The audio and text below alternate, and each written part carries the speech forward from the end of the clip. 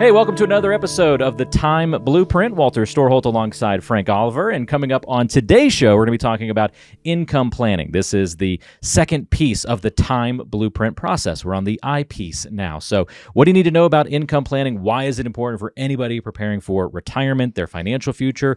We're going to give you all the answers on today's show. Frank, you ready to go? Let's do this. Let's rock and roll. It's time for the Time Blueprint. Yeah. Welcome to the Time Blueprint with Frank Oliver of Oliver Asset Management. Here we break down taxes, income, money, and estate planning, giving you the tools to make informed financial decisions and aim for better retirement outcomes. Your host is financial advisor Frank Oliver, the president and founder of Oliver Asset Management. He's the author of Your Time Is Now, sharing the essentials you need to know to craft a comprehensive and customized retirement plan. Dive in with us as we offer clear strategies and straightforward advice, all designed to empower you in your financial journey. Welcome to the Time Blueprint. Welcome to the show, everybody. Frank, it is good to be with you once again. Good to see you as well, buddy. How you been? I've been great. How was your weekend? It was really good. I did a hike and took a lot of good pictures. You hike every weekend? Well, I'm more frequently now. Yes, yeah, I did love it. 11 miles. Did you really? Yeah. You look fantastic. Welcome to Colorado. Yeah, thank you very much. Yeah. I will tell you that just like I think maybe there's a financial planning lesson in this, the way up's not so bad. Coming down is when the knees and the feet and everything just starts screaming at you, and when I almost fall 17 times. Right. You know? Couldn't be more true. Yeah. Yeah, couldn't be more right on that one. It is. I think we may actually be able to connect the dots to that in our income planning discussion today, and how maybe easier to accumulate money through your life, but kind of hard when you get to retirement, and it's kind of viewed as the way down, right? And it gets a little harder for folks. Yeah, we talk about that quite a bit, actually, at some of our workshops where you actually need a different set of tools. We relate it more to the Sherpa and mountain climbing. We actually need a different set of tools for climbing than you do, retreating back down that hill.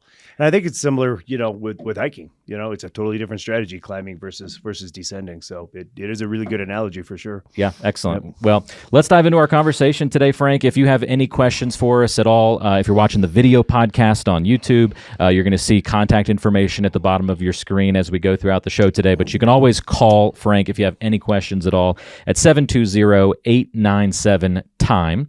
That's 720-897-8463. And of course, online at oliverassetmanagement.com. Schedule a free strategy session online today. All right, so we're really focusing on income planning today. And then later in the show, we've got a good mailbag question. We're going to get some tax questions with a little bit of a debt piece of the equation thrown in there as well. But the main crux of our show, income planning. So it's been said, Frank, that if you don't have an income plan, you really don't even have a retirement plan in the first place. Would you agree with that? And why would that be an accurate statement? Yeah, I couldn't agree more. And I think that when people get ready for retirement, their biggest struggle is trying to determine how long their money's going to last. And it's really difficult to know how long your money's going to last unless you have an income plan built, and you don't have an income plan built until you actually have a budget or a cash flow statement. So, it's a challenging component. It's a challenging piece of the puzzle for sure. Definitely something we love to help people out with. Yeah, so that's why we're going to focus so deeply on that today. I want you to think about all of your current clients. Try to remember when they walked into the office to see you for the first time. What percentage of them came in with an income plan already in place and just needed some fine-tuning versus just nothing in existence at all? That's a pretty easy question to answer, Walter. Okay. I could count on one hand maybe the amount of people that have come into my office from another office, from another planner, or just from their 401k provider or their job or their banker or whatever, where they actually had a formalized financial plan with an income plan built. Okay. So, yeah. That's not many. Because it doesn't happen very often. You've met with more than people on one hand. Hundreds. Hundreds, yeah. So maybe 1%, something like that, maybe come in with a plan. Yeah, exactly. Okay. Correct. Yep. So if you're watching and listening to today's show, are you in that 1%, or are you more likely in the 99% that hasn't put together an income plan before? Or an in-clam. Or an in-clam plan, Right. Exactly. Why are so many people unprepared in this arena of retirement planning? Because even good savers are maybe coming in without this income plan in place. Right. I can answer this question in kind of a humorous manner, but do you really like to look at how much money you spend every month? No. I hate it. Yeah. Yeah. I tell people I like looking at how much comes in, but not how much goes out. Not how much goes out. Exactly. Yeah. Do you pay your bills, or does your wife pay your bills? I pay the bills. Do you pay the bills? All yes. right. So I'm the money guy in the family. Favorite thing that you like to do, right? Yeah. Well, that's why it's on autopilot, so I don't have to think about it much. Exactly. Right. So myself, I'm in the same boat. So when I go shopping, I might have mentioned this to you before, maybe on a different podcast, but I shop like I shop like once every 2 or 3 years. Okay. I hate to shop for clothes. It drives me batty, right? So when I go shopping once every 2 or 3 years for clothes, I literally will go to Nordstrom's Rack in Boulder, which is a discount, nice clothes place, but it's a discount clothes place, right? Yep. And I'll walk through and put as many things in the shopping cart as I possibly can, because I know I'm not doing it again for 3 years. Oh, that's great. It's hilarious, right? Yeah. And then I hand my wife the credit card, and I walk out the door. Because you don't want to see the number. I don't want to see a receipt. I don't want to have any idea. Now, I don't feel really guilty about doing that, because I won't do it again for another 3 years. Right. But I think everybody's in that same boat. Doing an income plan is really, really challenging, because not many people actually have a defined budget. They don't have a defined expense plan. And maybe it's because it's not enjoyable to call yourself out if you're not being financially responsible. Yeah. And there's a lot of people that are highly financially responsible, but there's an element of people out there. We just like to have fun. We like to enjoy ourselves. We enjoy the fruits of our labor. And when it comes time to actually maybe trying to put the constraints on our spending, it's not an enjoyable component of life. Yeah. But it's important. It'll make or break your plan, a good income plan and a good budget. So you hit on something really big there by illustrating we like seeing what's coming in, but we don't like seeing what's going out. Right. And that's why people don't have the overall income plan in place, because it involves both of those things. Right. And that's where the problem lies, because we only really want to look at one piece of the puzzle. Right. Okay. Makes a lot of sense. So what steps do we need to start taking if we don't have an income plan in place and we want to get an effective retirement plan that has this income component?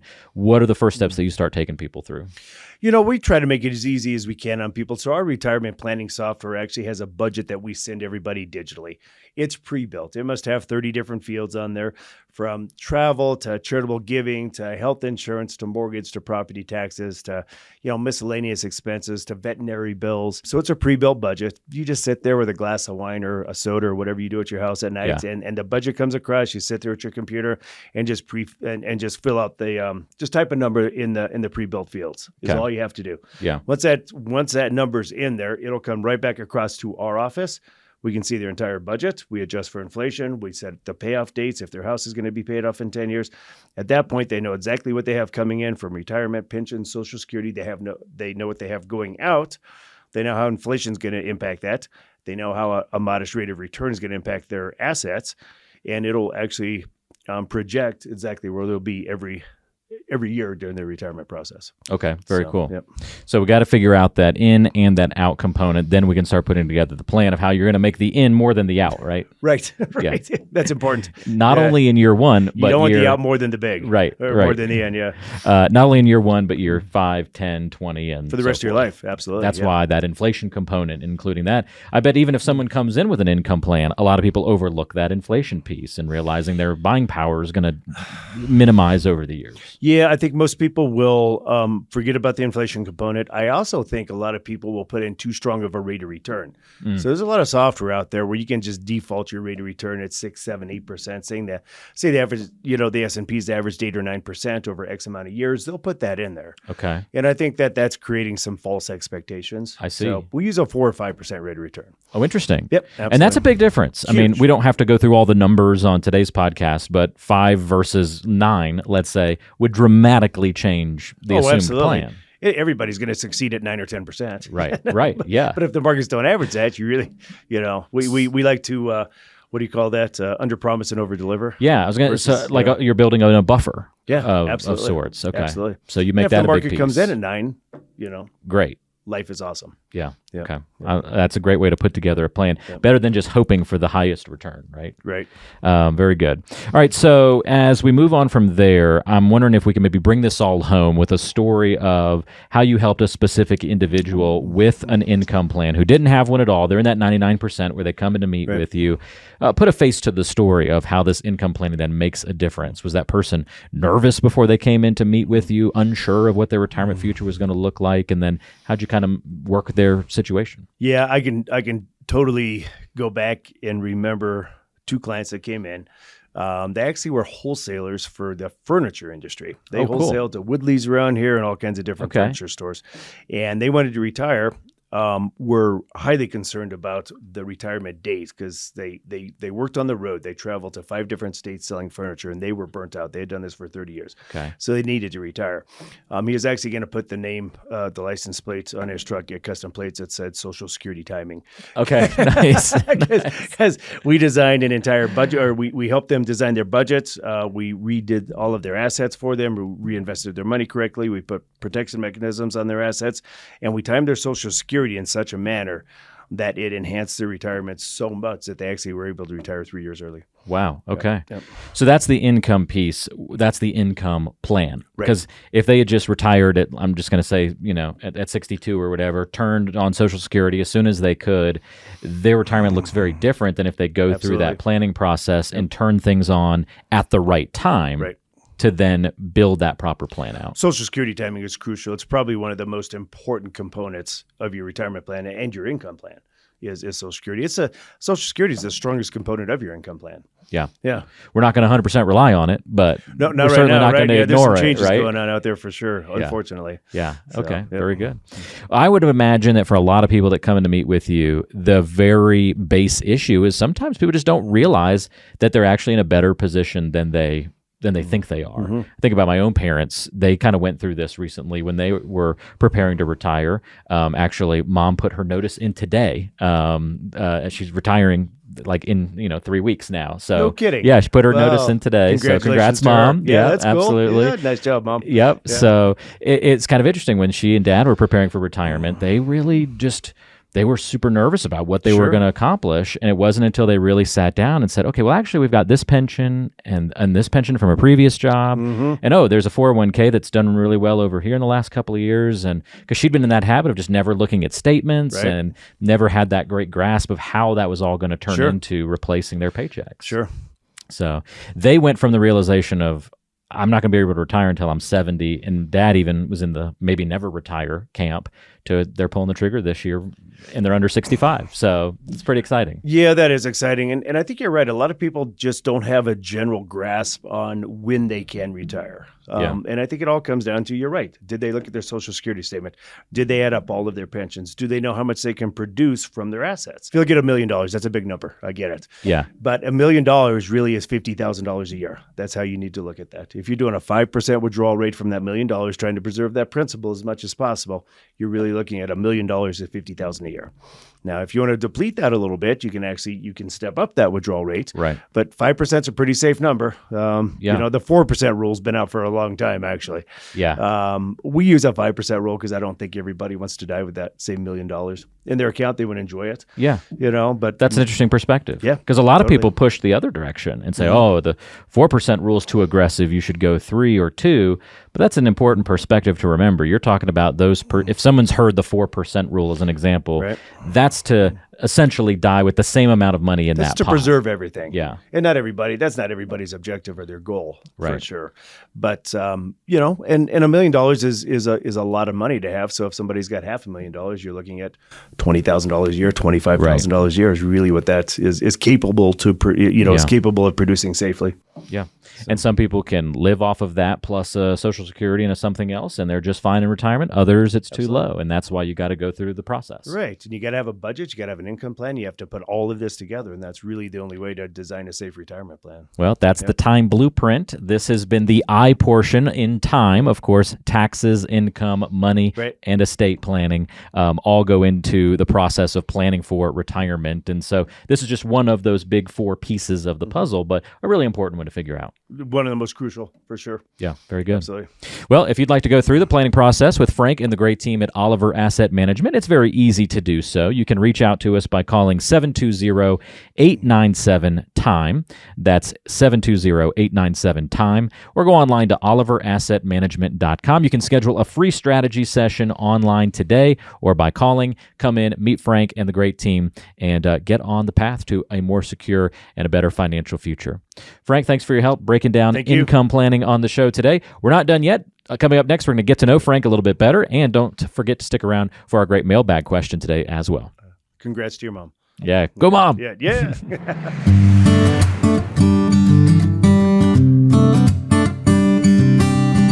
All right, so time to get to know Frank a little bit better on today's show. So, Frank, what app? Fun. This is fun. This one could be revealing. What app on your phone do you use the most? I actually use the CNBC and the Charles Schwab app are the two. Oh, those are boring apps. answers. I know, they are. I'm a boring person. Well, you are a financial guy, so that's acceptable. Exactly, right? Yeah, most people say Facebook, Instagram, TikTok, Twitter, something like that. Nope, I'm Charles Schwab and CNBC are my two most utilized apps on my phone. I should have more fun, shouldn't I? You should. You should have more. What's your third most? Third would probably be Facebook. We do a lot of marketing on Facebook, so you're on there. I use it to track that. That's your social media of preference, I suppose. Yeah. Okay. Very nice.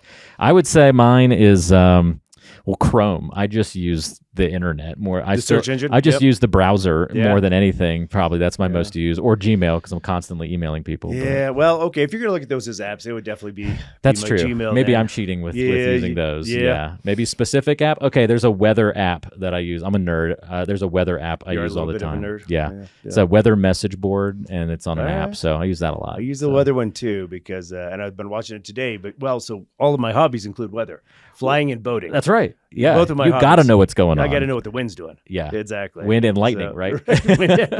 Exactly. Yeah. Awesome. Yeah. ChatGPT. Have you looked into that one? Yes. It's on my phone. It's pretty cool. Is it on the phone? It's okay. like $20 or $30 for the entire year. That's pretty cool. Yeah, it is pretty cool. Okay. I didn't know they had an app version yet. So. It's pretty neat. There you go. Yeah. We'll do another question in the future of like app recommendations. We can both just go through our phones and be like, oh, this is a cool app. Check this one out, folks. Let's get Tyler down here for that. There you go. Yeah, he's probably the techie among us all. Yep. Love it. Well, there you go. Getting to know Frank Oliver a little bit better. Still coming up, we're going to answer a mailbag question.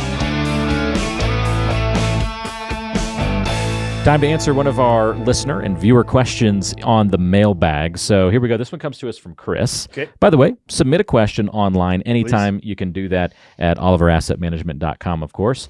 All right. So Chris says, I owe $21,000 on my truck, Frank, but that's my only debt. So that's good news. Yeah, it is good news. I just hit 59.5, so I can take money out of my 401k now without penalty. Should I make a withdrawal to pay off the truck and be debt-free? We actually write about this in my book. So okay. My Your Time Is Now book. The Your Time Is Now book, yes. Pick up your copy at the by coming in and visiting with Frank. Please do, yeah, absolutely. So that's a good question. And are you ever really out of a penalty spot with a 401k or an IRA? You may be out of the penalty spot as far as the 10% penalty. But there's always a tax burden that goes along with pulling excessive amount of money out of your IRA or 401k. Okay. So people need to view it as really you get hit twice. Yeah, and you got to be careful of your marginal tax bracket. Mm-hmm. So if you're right there at that limit, at that 12% tax bracket, you retire, your income drops, you're right there at that limit where all your income is going to be taxed at 12%. That's a pretty low tax bracket until you decide to pay off your truck with a $21,000 IRA withdrawal. Pops you right up into the 22% tax bracket. That $21,000 withdrawal just cost you 22%. You literally lost almost a quarter of your money by paying that truck off. Now, look at the interest rate of the truck. So what if you're paying a 1%, 2%, 3% interest rate on that truck? Right. Rates are a little bit higher today, but if the loan was a little bit older, which it could makes be a 0%. sense if he's only down to that amount at this point. Right. Yeah. It could be a 0% truck loan. So you're going to pay 22% in taxes to pay off a 0% loan. So, I wouldn't do it. Yeah. Sounds like come in obviously and get a full review on your question there, Chris, but that makes a lot of sense. Absolutely. And I would imagine, Frank, we could plug in the house question into this same situation, right? Absolutely. Like I've got $100K left on my house loan. Should I pay that off?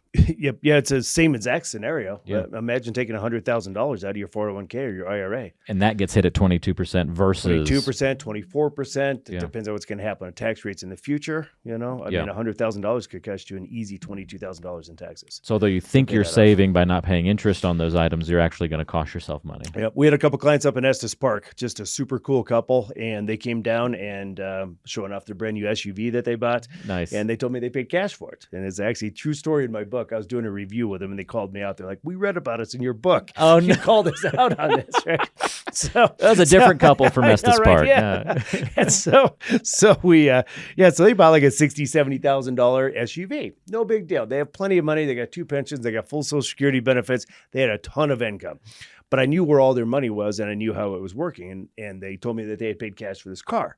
Okay. And so I asked them, where'd you get the money? Because all your money's working. You don't have $100,000 in cash or $70,000 in cash. Yeah. Well, they told me they had an IRA with another advisor back east where they were teaching college, and they just left it there for years. He's retired. They decided, why don't we just cash this in? Okay. And I kind of made this grimace on my face. And they said, did we do something wrong? I'm like, let's just wait till tax season and see what happens, but just be prepared. And I left it at that. I didn't want to make him feel bad. Yeah. I think that $70,000 purchase cost them $15,000, $18,000 in taxes. Wow. Right. Yeah, that hurts. And that was back in the 0% finance days on cars. When you wouldn't have even had to worry about it. Exactly. Yeah. Oh, man. Yep. It hurts. No Be fun to careful. go through those things. Be careful tax deferred accounts for sure. That brings up one last good question, and then we'll wrap up the podcast for the week. The relationship with your financial advisor. Some people would think of it as you really are only asking them the high-level planning questions, and that's something like, should I buy this car? Wouldn't be something you ask your retirement financial planning advisor. But do you encourage your clients to ask you those kinds of questions? We answer all of those questions for our clients. So when we build a full-time plan, we're looking at taxes, income, money, and estate planning. So we know before they make that purchase where they're at from an ordinary income perspective or a marginal tax bracket. So if they want to make that big purchase, we help them decide, should I finance part of this? Should I pay cash for it? Where should that money come from? Yeah. Is it going to put me in too high of a tax bracket? There's all kinds of considerations there. If you're 65, you got Medicare, you got IRMA taxes on that, IRMA charges. So any current clients watching or listening to the show, don't hesitate to reach out if those kinds of questions pop up. Yeah, they definitely need to call us. I think all financial planners should do this. I don't know how often that happens in the industry. So probably more rare than you would think. Unfortunately. So, yeah. Well, very good. Frank, thanks for all your help on the episode today. Really enjoyed it. Don't forget, you can pick up a copy of Frank's book, Your Time Is Now. It goes over the time blueprint planning process. It's a great resource for you if you are wanting to dip your toe into the financial planning waters. You can request that book by calling 720-897-TIME, or again, get in touch with us through the website to request the book. You can come in for that free strategy consultation as well, 720-897-TIME, or online at oliverassetmanagement.com. oliverassetmanagement.com. Frank, great show. Talk to you again next week. Thank you. All right, sounds good. We'll see everybody next time right back here on the Time Blueprint.